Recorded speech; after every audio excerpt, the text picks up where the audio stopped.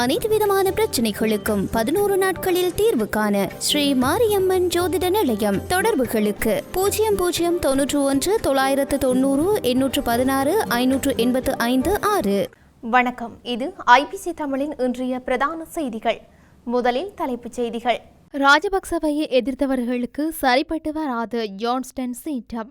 ரணிலுக்கு நேசகரம் நீட்ட தயாராகும் ரஜித. தீவிர சிகிச்சை பிரிவில் இலங்கை விமல் எடுத்துள்ள கோரிக்கை.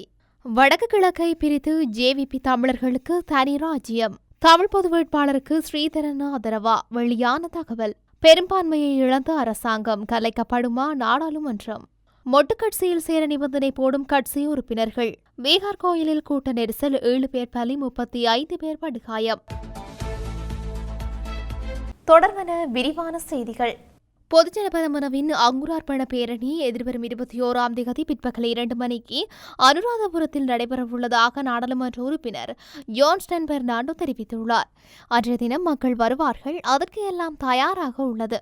ஜனாதிபதி மஹிந்த ராஜபக்சவிற்கு எதிராக செயற்பட்டவர்கள் அரசியல் ரீதியாக தலை தூக்க முடியாது. அதே போன்றதொரு விடயம் இன்று சுதந்திர கட்சிக்கும் ஏற்பட்டுள்ளதாக அவர் வலியுறுத்தியுள்ளார். பொதுஜன பெரமுனவின் அடிமட்ட மக்கள் ஒன்று கூடியுள்ளதாகவும் ஜனாதிபதி ரணில் விக்ரமசிங்கவை அணுகிய சிலர் மீண்டும் கட்சிக்கு வருமாறு பேசியதாகவும் அவர் கூறினார். ரணில் விக்ரமசிங்க மிக குறைந்த வாக்குகளுக்கு வீழ்ச்சியடைவார் என்றும் அவர் கூறினார். பொதுஜன பெரமுன ஒரு இளம் ஜனாதிபதி வேட்பாளரை முன்வைத்துள்ளதாகவும் அவரை சுற்றி அனைவரும் ஒன்றிணைவதற்கான வாய்ப்பு கிடைத்துள்ளதாகவும் அவர் வலியுறுத்தியுள்ளார்.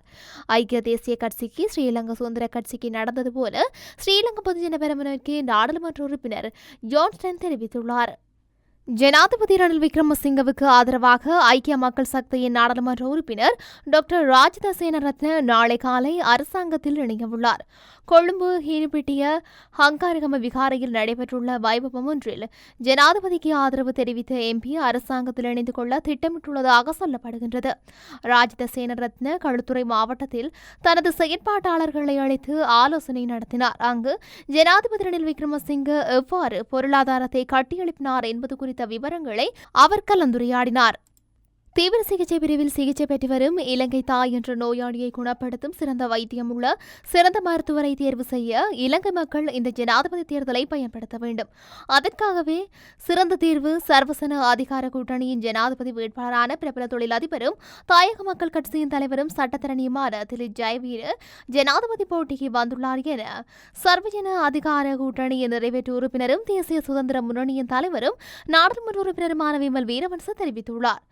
யூனிவர்சல் பவர் தேசிய ஒற்றுமையை வளர்க்கும், நவீனத்துவத்தை மேம்படுத்தும், அனைவருக்கும் டிஜிட்டல் எண்ணை வழங்கும், அதன் மூலம் திருட்டை நிறுத்தும் நோக்குடன் ஜனாதிபதி தேர்தல் போரில் திலீப் ஜெயவீர களமிறங்கியுள்ளார். தீவிர சிகிச்சை பிரிவில் சிகிச்சை பெற்று வரும் இலங்கை தாயை குணப்படுத்த அனைவருக்கும் வழங்கப்பட்ட சின்னத்தின் கீழ் திலீப் ஜெயவீர களமிறங்குவது 4ஆவதோ 3ஆவதோ 2ஆவதோ வருவதற்காக அல்ல. முதலாவதாக வந்து எதிர்வரும் 5 ஆண்டுகளுக்குள் அவரது தீர்வை செயல்படுத்தும் முதல் நபராக இருக்கவாகும். இக்கட்டான நேரத்தில் துடுக்கெமினு மன்னன் 10 பெரும்பூதங்களுடன் வந்து நாட்டை காப்பாற்றியதை போல இந்த கடினமான நேரத்தில் நாட்டை காப்பாற்ற வேண்டிய சர்வஜன அதிகார கூட்டணி இந்த இக்கட்டான சவாலை முறியடிக்க அணிதிரண்டு ஒன்றுபட்டுள்ளது என்றார். தனக்கென தனி ராஜ்யம் ஒன்று அமைக்க வேண்டும் என்ற மனோநிலையே அன்று முதல் இன்று வரை வடக்கு மக்கள் மத்தியில் காணப்படுகின்றது என்று நாடாளுமன்ற உறுப்பினர் வி ராதாகிருஷ்ணன் தெரிவித்தார். இணைந்த வடகிழக்கை ஜேவிபியினர் தான் பிரித்தனர். இதனால் ஜேவிபியினரை அம்மக்கள் விரும்பவில்லை. ஆனால் தற்போதைய இளைஞர்கள் ஜேவிபியினரை ஆதரித்தால் நல்லது என சிந்திக்கும் நிலைமையும் காணப்படுகின்றது. சஜித் பிரேமதாச புதிய தலைவர். அவரின் தந்தை ரணசிங்க பிரேமதாச இந்திய ராணுவத்தை விரட்டுவதற்கு அவர்களுக்கு முழு ஒத்துழைப்பையும் வழங்கினார். எனவே சஜித்துக்கான ஆதரவு தளம் உள்ளது. ரணில் விக்ரமசிங்கவுக்கும் யாழ்ப்பாணத்தில் ஆதரவு உள்ளது. முழுமையாக இல்லை என கூற முடியாது. தமிழ் பொது வேட்பாளர் ஒருவர் களமிறக்கப்பட்டுள்ளார். இது தேவையற்ற விடயமாகும். வாக்குகளை பிரிக்கும் செயலாகும். தமிழரசு கட்சி இந்த முயற்சிக்கு உடன்படவில்லை. வடக்கில் கைப்படுத்தப்பட்டுள்ள காணிகள் மீள வழங்கப்படவில்லை. தொல்லிய திணைக்களத்தின் செயற்பாடுகள் தொடர்பிலும் அதிருப்தி உள்ளது. அதேபோல அம்மக்கள் விரும்பாத சில செயற்பாடுகளை அரசு முன்னெடுக்கின்றது. இவ்வாறான சூழ்நிலையால் தான் தமக்கென தனி ராஜ்யம் ஒன்றிருந்தால் என்ற சிந்தனை அவர்களுக்கு ஏற்படுகின்றது. எனவே மத ஆக்கிரமிப்பு உட்பட தேவையற்ற விடயங்களை ஏற்படுத்தாது அனைவரும் நல்லிணக்கத்துடன் வாழ வேண்டும் என்றார். சரியான விடயத்தை தென்னிலங்கை வேட்பாளர்கள் முன்வைத்தால் அது தொடர்பிலும் பரிசீலிக்க தயார் என இலங்கை தமிழரசு கட்சியின் நாடாளுமன்ற உறுப்பினர் சி ஸ்ரீதரன் தெரிவித்தார். சமஷ்டி அடிப்படையிலான அரசியல் தீர்வு யார் இணங்கி வந்தாலும் அவர்களுடன் சேர்ந்து அது பற்றிய நாம் பரிசீலிக்க தயார் என்பது நாம் அடிக்கடி சொல்லி வரும் விடயம். எமது 80 ஆண்டுகால அரசியல் கொள்கையை நிலைநிறுத்துவதற்கு தெளிவான கொள்கையை நிலைநிறுத்தி தென்னிலங்கை வேட்பாளர் யார் முன்வந்தாலும் அதனை நாம் பரிசீலிப்போம். பொது வேட்பாளர் தொடர்பில் கட்சியில் ஒத்த எதிர்கருத்துக்கள் உண்டு. நான் ஆதரவாக எனது கருத்தை பதிவு செய்துள்ளேன். சரியான விடயத்தை தென்னிலங்கை வேட்பாளர் முன்வைத்தால் அது தொடர்பில் பரிசீலிக்கவும் தயார். அதில் பொது வேட்பாளர் தொடர்பிலும் ஆராய்ந்து முடிவு அறிவிக்கப்படும் என்றார். ஜனாதிபதி தேர்தல் முடியும் வரை நாடாளுமன்றம் கலைக்கப்படாது என்று அரசாங்கம் தெரிவித்துள்ளது.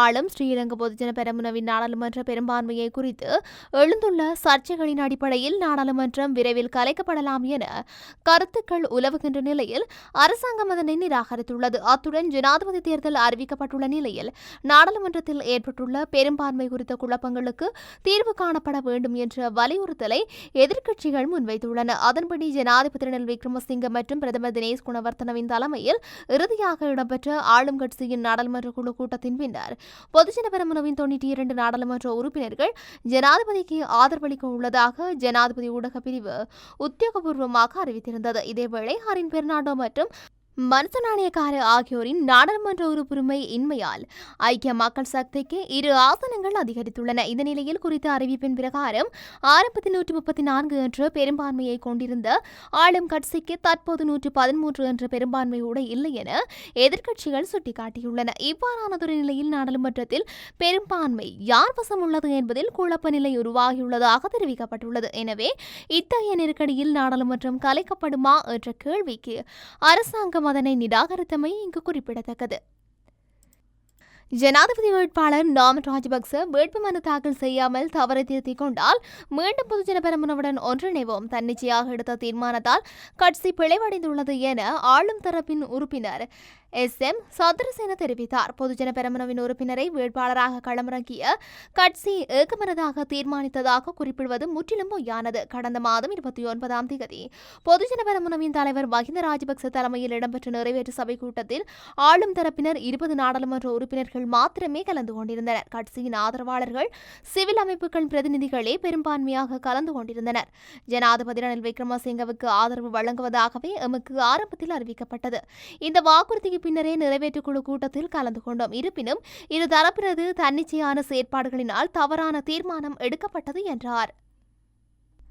பீகாரில் சித்தேஸ்வர்நாத் கோயிலில் ஏற்பட்ட கூட்ட நெரிசலில் சிக்கி 7க்கும் மேற்பட்டோர் பரிதாபமாக உயிரிழந்துள்ளதுடன் 35க்கும் மேற்பட்டோர் படுகாயம் அடைந்துள்ளனர். இவர்களில் பலரது நிலைமை கவலைக்கிடமான நிலையில் உள்ளதால் உயிரிழப்புகளின் எண்ணிக்கை மேலும் அதிகரிக்கக்கூடும் என அச்சம் வெளியிடப்பட்டுள்ளது. பீகார் மாநிலம் ஜெகனாபாத்தில் உள்ள சத்தேஸ்வர்நாத் கோயிலில் இன்று இடம்பெற்ற திருவிழாவுக்காக நேற்று நள்ளிரவு முதல் பல்லாயிரக்கணக்கான பக்தர்கள் கூடியிருந்தனர். விடிய விடிய கூட்டம் அதிகரித்துக் கொண்டே இருந்த நிலையில் அதிகாலை சூரிய உதயமாகும் வேளையில் திடீரென கூட்ட நெரிசல் ஏற்பட்டுள்ளது. இதன்போது பக்தர்கள் மத்தியில் தள்ளுமுள்ளு ஏற்பட்டு ஒருவர் மீது ஒருவர் வீழ்ந்ததில் 7 பேர் உயிரிழந்தனர். 35க்கும் மேற்பட்டோர் படுகாயமடைந்துள்ளதாக தகவல்கள் தெரிவிக்கின்றன. இத்துடன் இன்றைய பிரதான செய்திகள் நிறைவடைகின்றன. தொடர்ந்தும் செய்திகளை அறிந்து கொள்ள IBC தமிழ் நியூஸ் என்ற எமது யூடியூப் பக்கத்தினூடாக இணைந்திருங்கள். நன்றி.